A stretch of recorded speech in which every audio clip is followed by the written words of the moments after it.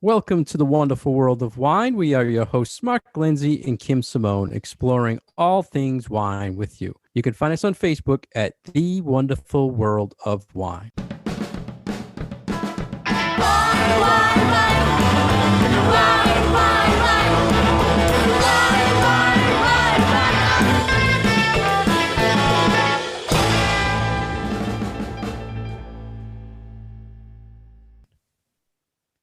Hello again, everybody, and thank you for joining Kim and I on Franklin Radio, WFPR 102.9. How are you, Kim? I'm well, Mark. How are you doing?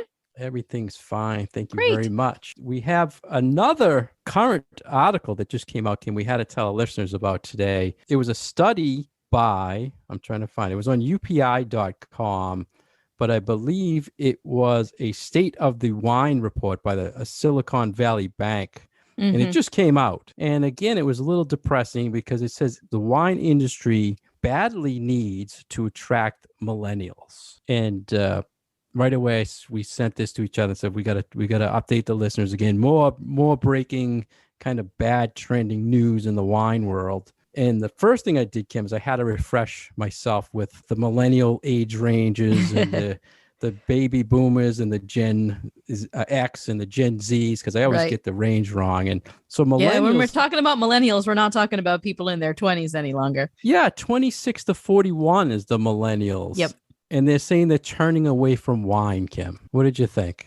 It's hard, because you kind of figure like, well, by that age range, you should, if you're going to start to have an interest in wine, you will have started by now, right? I always say that we really can't expect the newly legal to suddenly have this interest in big California Cabernets and the fine wines of Europe. But, after a few years of being of legal drinking age and experimenting with some things, you would think that if people were interested in wine, then they would have started buying more and showing up in these reports. But it's saying that maybe isn't the case. And I actually found this report to be very interesting. Well, the newly legal now, the 21s would be the Gen Z people, which they didn't even really talk about. They did say that the boomers, the baby boomers, the 58 to 67, the people who were wine is for, who was buying, and they drink more than 2 to 1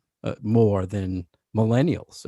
So it was focusing on that. And it says millennials are just turning away and they're going to other things. They're basically bored with wine. And if they don't start jumping on drinking wine, they're saying the consumption of wine may drop as much as 20% based on this report. So they're kind of putting out the caution. We got to do something here to grab the millennials, or wine is in trouble. And that does sound like quite the dire warning, doesn't it? Yeah. I mean, and this is a bank reporting it to basically people in the wine industry who want to borrow money from the banks to produce wine or grow grapes or something. Right. So, and this is an organization that every year releases sort of a state of the industry, big, long, complicated kind of report.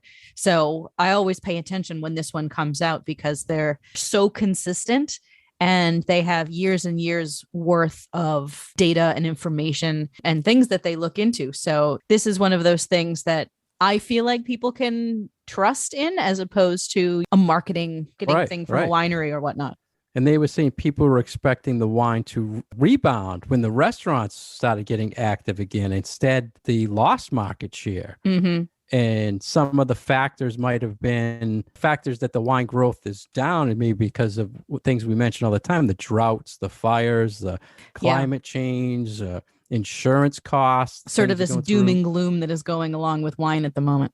Yeah. So all those negative things we tell our listeners about all the time, people are hearing it and saying kind of it's turning them off from the wine. Mm-hmm. They also mentioned they're getting reports that 42% of producers say they will raise their wine prices, which I'm sure you're seeing. I'm seeing this now is everything I'm ordering. In the industry, it's pretty common. Maybe a vintage might go up one price point, which one price point's maybe $2 to $5 a case. Mm-hmm. Now they're going up $20, $30 a case. Yeah, I'm definitely noticing the increase in prices. And that will turn off younger I believe, generation from spending. Mm-hmm. They had some quote in there saying millennials, they lived through the Great Recession and a pandemic, but they're not determined, or they don't want to show that they have wealth by buying wine, which was kind of a interesting little comment they made about that. Recommendations, Kim. What they said, recommendations producers to get millennials back into wine. You find any of those think that they would work? That they said? I mean, I kind of had a different take, but I feel like they may have said in this article that restaurants have rebounded from the pandemic, but I really don't see that, and I don't think that has happened yet. So I think that once we really do see either a shift in how restaurants are run and how people are going to restaurants, I think that will have an impact and that will be beneficial to the wine industry. I really don't see that we can count on the restaurant industry right now to be that mover and shaker for the wine industry for these younger consumers. So I mean, they're open again. They're open, but that's not they're doing doesn't the say wine that they're business. that they're doing a lot of wine business. I mean, we've heard so much about wine lists being cut and reduced. Staffing is an issue. So if you don't even have enough staff to fully staff your restaurant during service, how can you then spend time to train them on something like wine, which usually feels like an added extra bonus? So I feel like that will be a benefit to the wine industry once restaurants really have recuperated. But some of the things that they talk about in this article about how to bring younger adults into the fold of wine drinking is stuff that we've been talking about, that marketing folks have been talking about for years, doing this focus on health and focus on diversity and focus on how environmentally friendly is the product. So I don't feel like there's necessarily any new ideas in this article. What did they mean by, I saw the diversity thing and they were saying staff diversity. Mm-hmm. So not like the wines are diverse. I mean, it's like, no, I think that means more like who is working in the tasting room. Do they look like the consumer? Can they make a connection to those younger consumers, whether that's age or gender or race or whatnot? That makes sense. Mm-hmm. And they said to highlight social values more. Yeah, that whole value-oriented thing. Yeah, sustainability, which we always talk about. Mm-hmm. And you made a good point about the restaurants. Now, I think a lot of people go in there for cocktails instead of the wine because they've had wine where they were home with COVID, but they want to go out and have someone make them a nice drink. Right. Because it's, it highlights this is something special and different that I can't get at home. Yeah. And in the restaurants, they're probably not getting the product they used to get, or they're not meeting with people like they were in the past to change the list or update their list for their wine list. I mean, there's a lot of work, as you know, having done it in the industry. Mm-hmm. There's a lot of preparation for that list and meeting with people and producers, and no one was traveling or you can't get the product. Yeah. So a lot of things have affected that might have also caused people to lose interest in the wines in the restaurant. Yeah. And at this point, I feel like, well, something's got to give because so many of these restaurants are just barely hanging on. And I have a feeling that it's the wine list that's suffering. It's the wine program that no longer existing because either the person who handled it is no longer there, or there just isn't the time to give it the attention that would make more consumers be interested in their wine programs. They mentioned less lifestyle, rich and famous, and more cause-based marketing. So less glamification, if that's a word, of wine, and just basically push something to promote it where someone will jump on your cause to drink the wine. But see, if then you look at influencers and social media and people that are pushing wine brands on Instagram, it's not though. It is that pushing of the lifestyle. So I don't know that I necessarily agree that the glamour part of it has taken a back seat. Now, I don't want to put this out to the listeners, Kim, if you don't want to, but aren't you a millennial? I am not. You're not? No. Oh, I'm sorry. I'm a Gen Xer. Oh. Just barely. right? By a couple years, yeah. Oh, okay. I was going to say, because you're in, I was thinking you're in this range here. Well, you must have a lot of friends that are in that range. I have a few, yeah, but know. I'm a little older than this. Okay. But thank you for thinking that I'm a little bit younger. All right. We're in the same range for a few years anyway, right? Both Gen X, and they didn't mention anything about the Gen X, but just the boomers, the baby boomers are drinking. Yeah, my poor generation, we kind of get lost in the shuffle sometimes. People forget about us. Yeah, you know? We're helping the cause.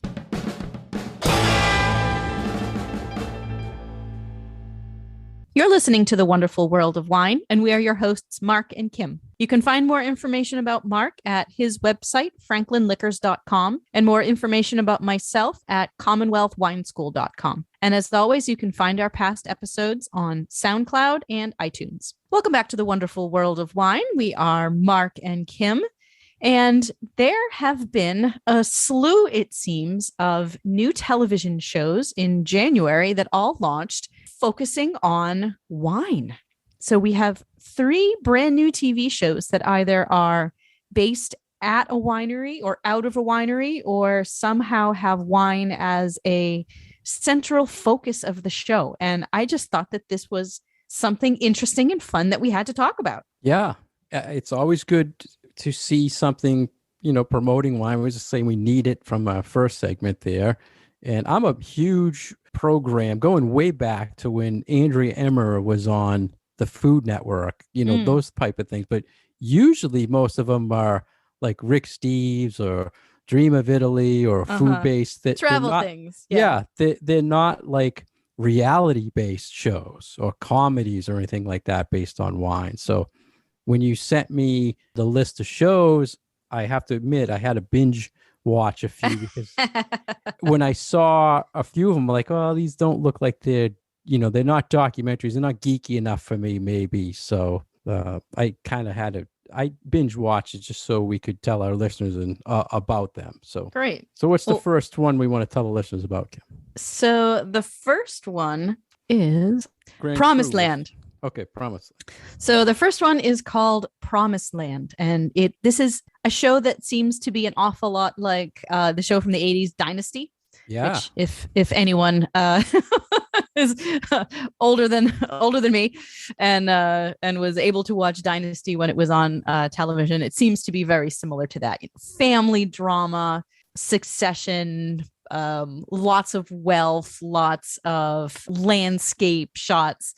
So, but it's set in Sonoma, I believe, and follows the family trials and tribulations of a family of folks who are Mexican immigrants and own a winery in California, and about passing the winery on to the next generation and everything that happens to them. Yeah, it's like the American dream for the wine lover, really, and I felt this one is more drama based, and it's less about the wine business or focusing on the wines. I mean, they show beautiful scenery, but it's more about the background story of the American dream of immigrants coming into the country and just building up a wine empire. Mm-hmm. So it's like wine is the background for the show, but there's not necessarily too much focus on wine. Yeah, so far only a few episodes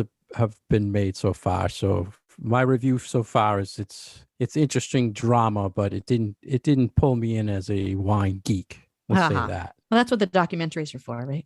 Yeah. To pull you in with the wine geekiness. It's interesting background. I like how they work things in, bringing past and present together. But I needed more wine stuff, which the Kings of Napa, if we can move on to that one. Yes. That one is another family-based wine family. Right. That it's really also a drama. Another drama, yeah. And when I'm watching it, I'm like, it's Napa, so they live in a beautiful house. It's like like we talked, the lifestyle of rich and famous here, and I don't know, Kim. There was a few things, I guess, because of the geekiness. They're in Napa, and they made a comment about they had to focus on their Pinot Grigio this year. Right. And as wine geeks, we know there's not much. There's not much Grigio being grown in Napa. Pinot Grigio. So things like that. And then in all the shows, I always watch how people hold their wine glasses and they're all holding them by the bowl. And I'm like, these are wine like people. And the way what they're showing here is there's some things, I don't know if they have wine consultants or not, but saying Pinot Grigio and Napa. And then at one point they're in their wine room and it looked like they had a bunch of Riesling. And the family's kind of focusing on producing a new style, marketing something different. And they said, let's make a dessert wine in Napa. So it's like a lot of that didn't seem realistic, but a lot of drama. Mm-hmm. And unlike the Promised Land, the Kings of Napa, it does talk a lot of kind of maybe a lot of technical geeky stuff about wine, describing wines and stuff like that. So like more wine in Kings of Napa than in Promised Land. More actual wine more talk. Of the wine business so far, definitely. But I find little things here and there that kind of get me turned off about it. But then the drama draws me back in. And, I can't watch this as a wine geek, but then the drama just draws me in. So do you find that about wine movies too, that you find yourself over analyzing or even just analyzing what's going on with the wine? Yeah. I see Hallmark does this a lot. You probably see a lot of wine-based movies. At Christmas, there was like an ice wine movie, but it was realistic because it was New York. It was like where they make ice Niagara. Wine. Yeah. So, but then the love thing kicked in and, but that's Hallmark. And it happens all the time. But this Kings of Napa, the lifestyle they're living, it seems so unapproachable and snobby that I don't know if that's going to draw people in to want to drink wine or like wine based on their lifestyle. I mean, that's not the people we talked about it a few minutes ago. It's that the people you're trying to grab. I mean, I don't know. It kind of makes me feel bad that, or it makes me understand why Napa wine is so much money, because these people are driving Ferraris and living in mansions and everything else. Yeah, but how realistic is that though? Well, I don't know. They're making it look like that's the common thing for a Napa winery, and there's been a few more episodes of this show than The Promised Land. Mm-hmm. It looked like this one started at the beginning of January. Yeah, a lot of family drama, and but just technically, I found a little thing. I'm sure that we'll find a lot of articles that way. Mm-hmm. The other show, Kim, the Grand Cru now. This is a different one because this is a comedy. Yeah, it's a comedy. And when I first saw the previews for it, I'm like, oh, this looks cool. They hang out at a wine bar all day. And the first episode, it's a group of friends and they get together at a bar at the end of the day. And the first 25 minutes of the first episode, they don't touch a wine. They're not in a wine bar. They're not talking about wine. I say, what's going on here? This is a wine show. And then they build you up that they finally find a wine bar that they like, and that's where they go to all the time, and that kind of builds the whole story. Now they're bonding over wine, and they're telling about their daily lives. And then I look, and they're all holding the glasses by the bowl, and I'm like, oh, I'm such a geek. I just can't watch a show and not pick, why they're doing it, and then the wines are weird colors, and I don't know what they're drinking, and So you're saying that these TV shows, they need a wine consultant? I would think they would have one. I would think so too. But it's like you don't do a medical show and not have a doctor on the writing staff, right? Right. But the Grand Cru, it's comedy. It's a good thing to, I think, promote wine more than the other two, because it's just how people can bond over wine, and what the whole thing. The best thing about wine is the stories behind it and sharing stories, drinking wine. So I think, and one of the things I read about that show too is that the actors have a really nice camaraderie with each other. So the idea that this is a group of friends who at the end of the day, get together and drink wine together seems realistic. Right. Because the actors have good rapport with each other. Right. And that's why I think this is good for the wine industry to see. Because that's how we drink, right? We want to have a glass of wine with our friends. Do you, that's one of the things I want to ask you when we're going to talk about these TV shows. Do you think these are good promotions for people to start drinking wine, or that will get people to drink wine? I don't think that's their purpose. They're not, I think it's a backdrop. I think that certainly for the ones that are set in, at the wineries, sort of lifestyle of the rich and famous kind of thing, that it's more like that the wine background is a set piece. It's not there to why all of a sudden 3 shows? I don't know. Based on wine. I know. That's what I found so interesting too. Is like, what is it about? We talk about the romance of wine and how wine will capture people's imagination. And I have to think that that has something to do with it, that there's just something intrinsically appealing. And I don't know. But after talking about our article about how the wine industry is having difficulty with getting millennial consumers to drink wine, here we have Grand Cru, which is focusing on a group of young people and young African-American people around wine and their interest in food and wine and, being together and just having a nice time with it and enjoying it and learning a little bit about it. So it seems very different, or a little off the beaten path from all of these dreary reports that we've gotten about the state of the industry and who's drinking and who's not. So do you think the 26 to 41-year-old millennials, these shows are for them? I think so. Maybe not the Dynasty-esque ones, but I think the comedy, sure. Yeah, the Grand Cru, though, the people in that show are in that range. So right. I think they would young professionals, that kind of age. Yeah, and I think they can relate to that more than the other two. Like, to me, come off a little snobby and kind of unrealistic for younger generations. It kind of makes me jealous, that these people live in this lifestyle and every night they just opening an expensive bottle. And the Grand Cru one is definitely can grab more people, I think, to say, let's go out to a local place and let's sit down and share some wine, versus I'm going to try to find this Napa wine and buy it. And do you think it would make it appealing to people? Like, I think it's very interesting to have wine as the centerpiece of a TV show, have the point not be getting people interested in wine, Yeah. Well, I was waiting for the wine commercials to come up. I'm surprised no marketing people went that route and say, hey, let's put some one of our products up in between on a commercial. But no, no Yellowtail ads to be seen anywhere. They're missing out on that.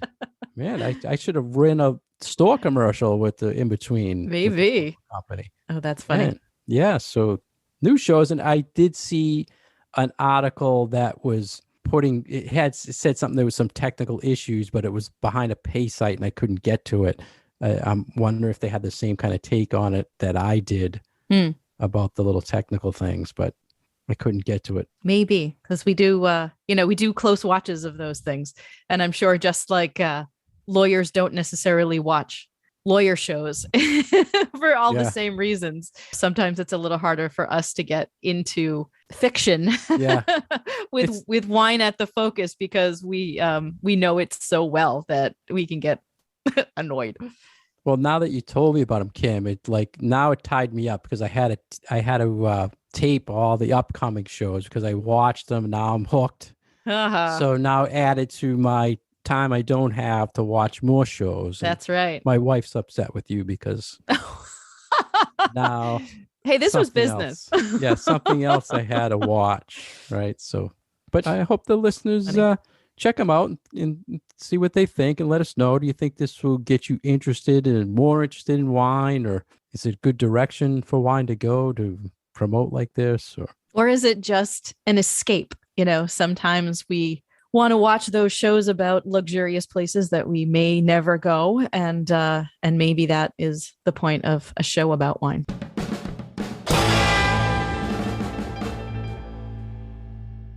Thank you for joining us today on The Wonderful World of Wine. Kim and I are here every week on Franklin Radio, WFPR 102.9 FM. For more information about Kim, please go to her website at commonwealthwineschool.com. For more information about myself, please go to franklinliquors.com. You can find us on Facebook at The Wonderful World of Wine. We'd like any questions or comments you have. Let us know if you've watched these TV shows.